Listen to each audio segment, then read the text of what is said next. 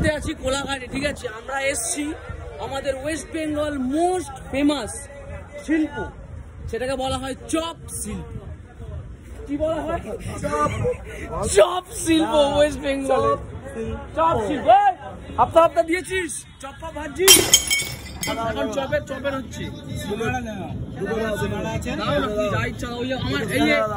আবারও বলছি, আমাদের চপ শিল্প আমার হাতে।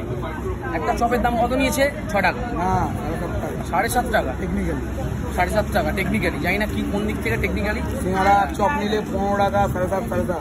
আর যদি শুধু একটা চপ নিস তাহলে 10 টাকা, সেটা বলে দিই।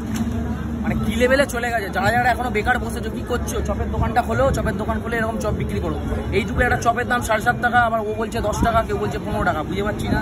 তোমাদের সামনে খাচ্ছি, কাকার দোকানে ভেতরে শুধু আলু আর লঙ্কা গুঁড়োর পেস্ট। খেলে খেয়ে নাও, হেভি টেস্ট।